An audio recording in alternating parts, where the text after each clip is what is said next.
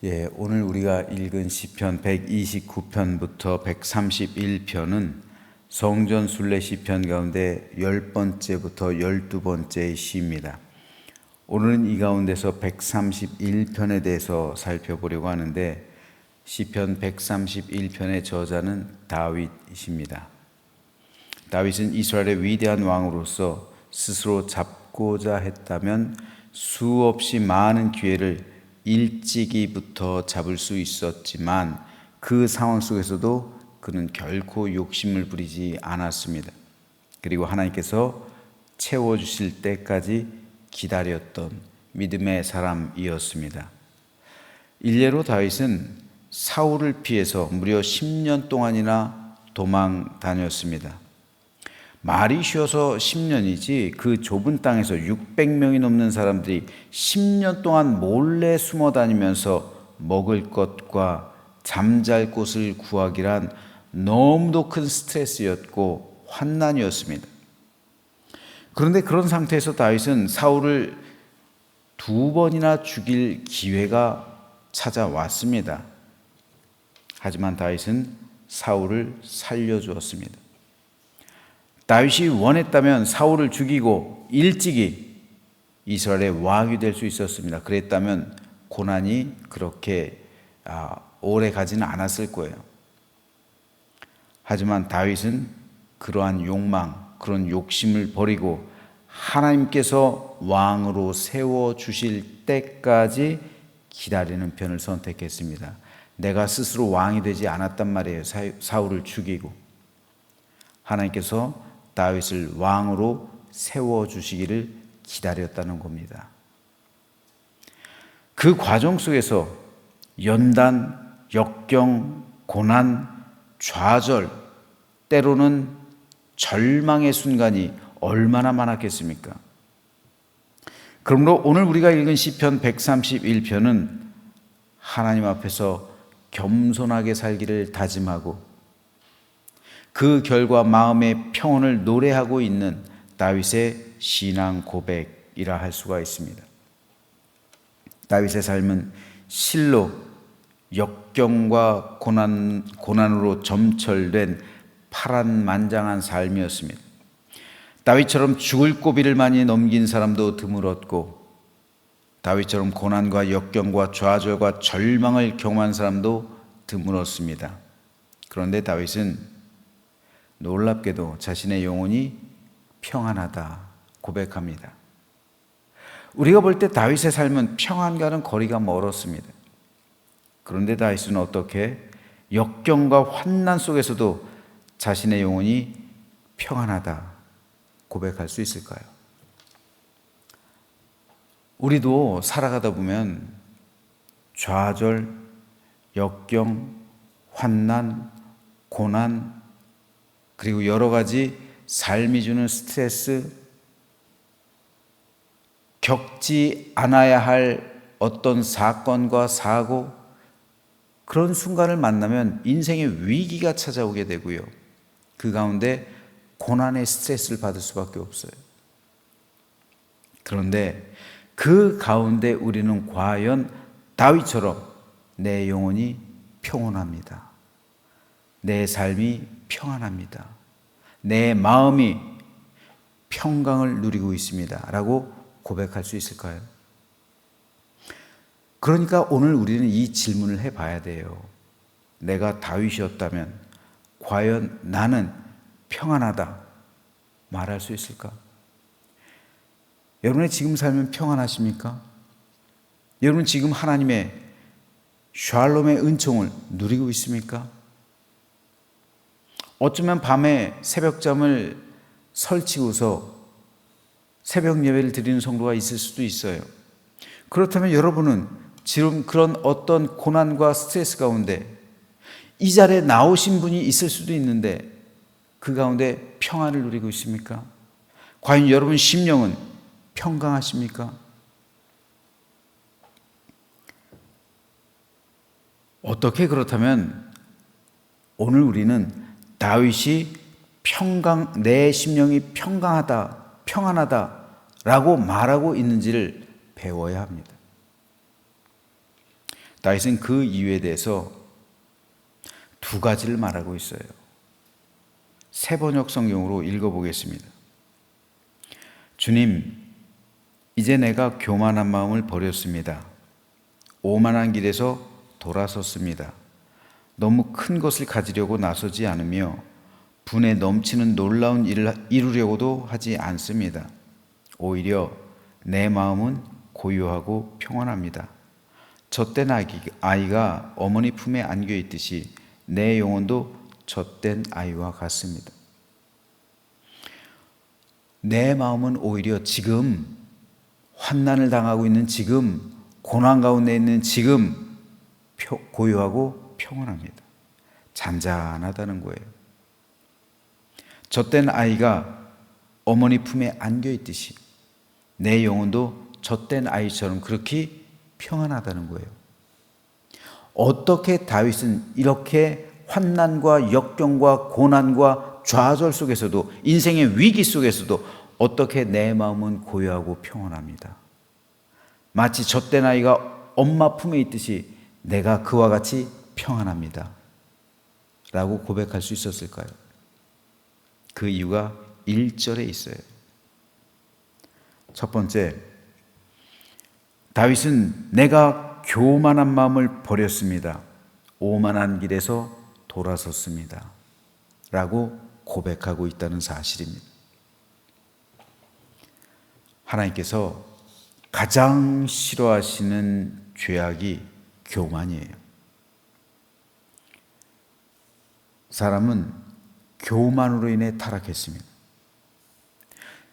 세상의 모든 범죄는 에덴 동산에서 추방된 이후에 생겨난 거예요. 천국엔 죄가 있지 않잖아요. 그렇기 때문에 에덴 동산에서 추방된 이후 인류에겐 각종 죄악들이 번성하기 시작한 거예요. 그런데 오직 한 가지 죄악이 에덴 동산에서 생겼어요. 그게 교만이에요. 다른 모든 인류의 죄는 에덴 동산에서 쫓겨난 이후에 생긴 죄예요. 오직 한 가지, 교만이라는 죄만이 에덴 동산에 있을 때 생긴 죄예요. 인류의 원죄입니다. 그렇기 때문에 이 교만이란 마음은 원죄가 되어서 인류의 DNA 속에서 학습되어져 있어요. 여러분, 그 영화롭던 미의 천사, 그가 어떻게 사탄이 됐을까요? 교만했기 때문에, 하나님과 같이 되려고 했기 때문에, 하나님의 영광을 탐냈기 때문에, 그 죄악의, 그 교만이란 죄악을 인류에게 심어준 거잖아요. 너도 선악과를 먹어봐라. 하나님처럼 될 거야. 높아지려는 마음, 욕망이죠. 이것이 우리에게 남아있는 원죄의 DNA예요. 따라서 교만과 오만이라는 죄는 인류의 원죄이자 에덴 동산에서 지은 유일한 죄이자 하나님께서 가장 싫어하시는 죄악입니다. 교만 때문에 천사가 사탄이 됐어요. 교만 때문에 사람이 타락했습니다. 그렇기 때문에 교만한 마음을 가진 사람의 심령에는 성령께서 임재하시지 않으세요. 교만한 마음에는 하나님께서 함께 하시지 않는 겁니다. 그 사람의 삶과 함께 하시지 않으세요. 따라서 그는 여호와 샬롬의 은혜를 누리지 못해요. 그렇기 때문에 다윗은 내가 교만한 길에서 벗어나고 오만한 길에서 내가 그것을 벗어났다 고백하고 있는 거예요. 시편 1편에 등장하는 복 있는 사람의 첫 번째 요건이 그거잖아요. 복 있는 사람, 그죠? 죄인들의 길에 서지 아니하고. 그렇기 때문에 다윗이 말하고 있는 나는 교만한 마음을 버리고 오만한 길에서 돌아섰습니다 라는 이 믿음의 고백은 그 영혼이 평안하고 고요하고 그리고 여호와 샬롬의 은혜를 누리기 위한 첫 번째 조건입니다. 굉장히 중요한 거예요. 그리스도인이라 하면서 교만하다, 이거는 양립할 수가 없는 말이에요. 그리스도인인 동시에 교만하다, 이거는 말이 안 되는 겁니다. 이거는 있을 수도 없는 거예요. 그리스도이면서 겸손하다라는 말이 맞는 거예요. 아니면 구원받지 못한 사람이기 때문에 교만하다, 이게 맞는 거예요. 이게 논리적인 겁니다. 그리스도인인데 교만하다, 이건 말이 안 되는 거예요. 어떻게 그리스도인이 교만해요? 어떻게 천국에 들어간 사람이 어떻게 다시 에덴 동산에서의 그 교만 죄를 가지고 들어가요? 그럴 수 없는 거예요. 그렇기 때문에 내 삶에 있어서 평온을 누리지 못하고 고요하지 않고 여호와 샬롬의 은혜를 누리지 못한다, 그거는 교만 때문에 그런 거예요. 그러므로 내 삶에 여호와 샬롬의 은총을 누리는 그 삶, 내 삶이 고요하고 평온하며 하나님께서 주시는 평강으로 충만한 삶, 그 삶을 살아가기 위해선 교만의 사슬을 끊어버려야 된다는 거예요. 우리가 구원받는 순간 교만의 사슬이 내 안에 학습된 원죄의 DNA, 그 모든 것이 예수 그리스도의 보혈로 씻김받은 거예요. 그래서 흔적도 없이 지워진 겁니다. 교만이라는 이 DNA가요. 성령의 불로 소멸한 거예요. 그래서 우리를 일컬어 하나님은 새 사람이라고 하는 거잖아요. 새롭게 인침받은 사람이요. 그런데 사탄은 지금도 계속 성도들에게 교만의 DNA를 주입시키려고 하는 거예요. 자꾸 높아지려고 하고 자꾸만 그 교만한 마음을 줘가지고 하나님에게서 떨어지게 만드는 것. 목회자로서 가장 조심해야 될 것이 바로 이 교만이라는 죄입니다. 근데 저도 기도하지 않으면요, 매일 이 교만이란 죄의 씨앗을 사단이 뿌리고 가는 것을 제가 느껴요. 그러니까 여러분, 중보기도 하는 거예요. 새벽기도 하는 거고요. 새벽기도 하고 나서도 하루 종일 살다 보면요, 밤 되면은 그새 교만한 마음이 싹 터요. 그러니까 중보기도 때 그 모든 죄악을 털어내야 되는 거예요. 씻겨내야 되는 거예요. 9시에. 그래서 이 9시 기도가 중요한 겁니다. 두 번째로 다윗이 어떻게 그 마음의 평온을 유지할 수 있었냐면, 환난 가운데서요, 너무 큰 것을 가지려고 나서지 않으며 분에 넘치는 놀라운 일을 이루려고도 하지 않습니다 라고 고백한 데 있어요. 이것은 한마디로 욕심을 버렸다는 거예요. 교만과 욕심은 짝을 이루어요. 즉 교만과 탐심은 동전의 앞면과 뒷면이에요. 교만한 사람은 그렇기 때문에 욕심도 많아요. 시기도 많습니다. 교만하니까 남들이 나보다 더 잘 되는 걸 못 봐요. 교만하니까 남들보다 더 많은 것을 가져야 직성이 풀려요. 교만과 욕심은, 탐심은, 탐욕은 한 쌍이에요. 다윗은 교만과 오만함을 버렸을 뿐더러 욕심까지도 버렸다고 고백하는 겁니다. 욕심을 버리니까 작은 것에 만족할 줄 알게 되고, 욕심을 버리니까 분에 넘치는 일을 이루려고 하지 않는다는 말입니다. 세상은 강한 자가 대우받아요. 높은 자리에 있는 사람이 존중받아요. 많은 것을 가진 사람이 큰 소리치며 살아가요. 그래서 사람은 저마다 강해지고 높아지고 많이 가지려고 욕심을 내는 거예요. 그런데 사람의 비극은 바로 이 욕심에서 시작되는 거예요. 욕심으로 인해서 평안함을 잃어버리고 인생을 망치는 경우가 얼마나 많은지 몰라요. 세상 사람만 그런 게 아니에요. 우리 그리스도인들도 욕심으로 인해서 하늘의 평강에서 멀어지고 있는 사람이 적지 않아요. 그리스도인은 하늘로부터 임하는 평안, 행복, 기쁨, 만족의 삶을 살아가는 사람이에요. 왜요? 천국을 소유하고 있잖아요. 그런데 천국엔 교만도 없지만 교만과 짝을 이루고 있는 욕심도 없는 거예요.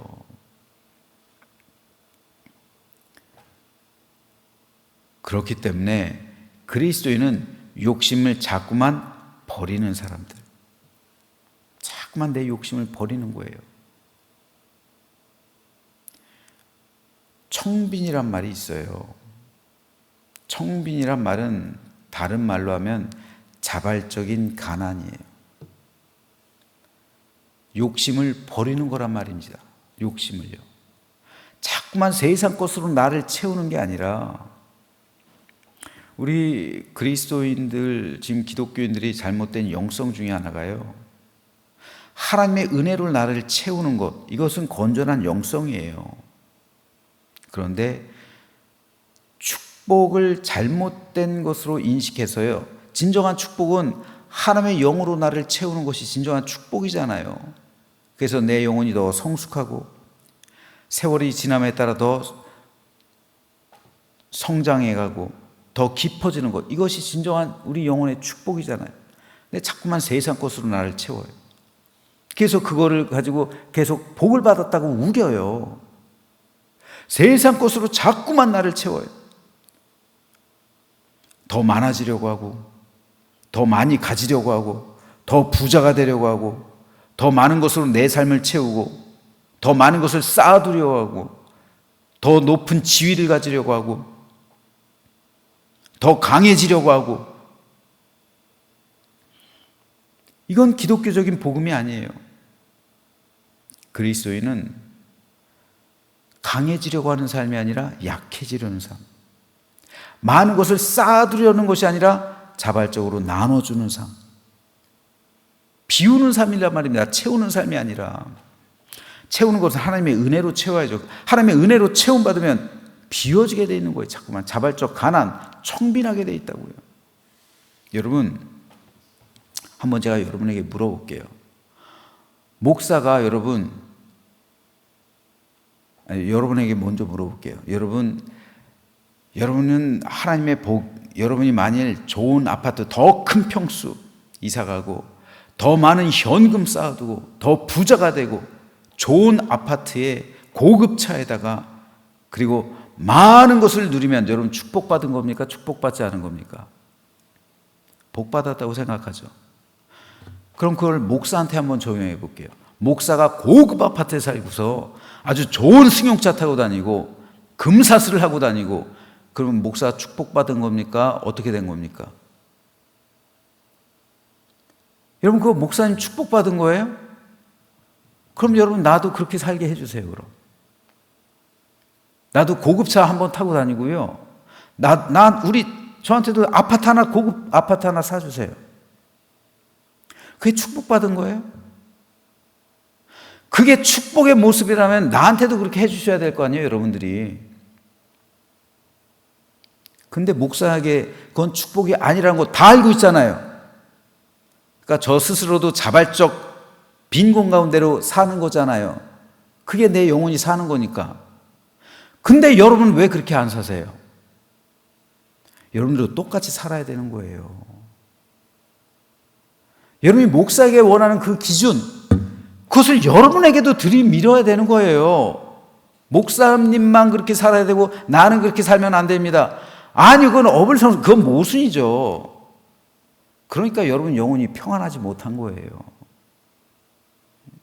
여러분 영혼이 평안하지 못한 것은 결국 여러분이 가지고 있는 그 욕심 때문에 그런 거예요.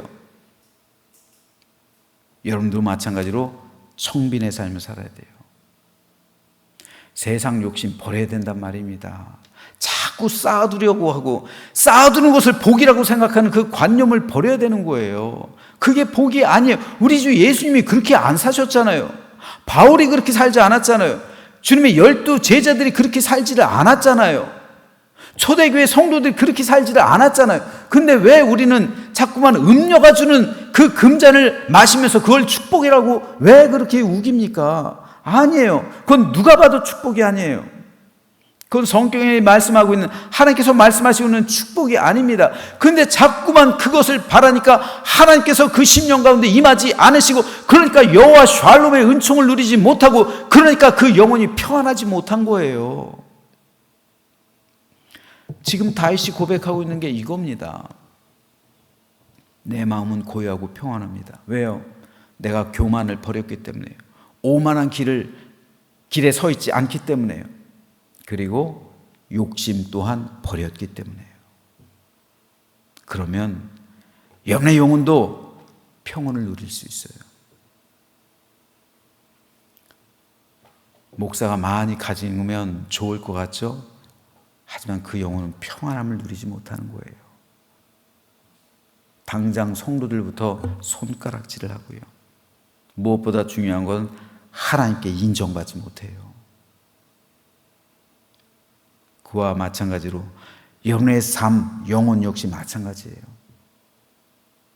여러분들도 신실함을 위해 하나님께서 부르셨지, 세상에서 물질을 많이 쌓아두고 그것을 추구하는 삶을 살라고 하나님께서 여러분 부르신 게 아닙니다. 그러므로 오늘 다윗의 이 믿음의 고백이 오늘 나의 신앙 고백 되시기를 주님의 이름으로 축복합니다. 그래서 평안하세요. 평안을 누리십시오. 여호와 샬롬의 은총을 누리십시오. 여호와 샬롬의 은총, 젖된 아이가 엄마 품에 있듯이 그렇게 고요하고 평안한 것은 교만을 버릴 때, 오만을 버릴 때, 욕심을 버릴 때 비로소 내게 찾아온다는 사실을 깨닫고요. 그리스도인이 되면서 예수 그리스도의 십자가에 이 모든 세상 정욕을 못 박은 사람, 그 사람이 그리스도인이잖아요. 저와 여러분의 그 모든 세상을 향한 욕망이, 그 정욕이 십자가에 못 박혀 죽어 있는 것을 봐야죠. 그게 구원이잖아요. 구원받은 사람은 그러므로 모든 나에게 있는 높아지는 욕망과 욕심과 교만과 정욕, 이 모든 것을 십자가에 못 박아 죽인 사람이에요.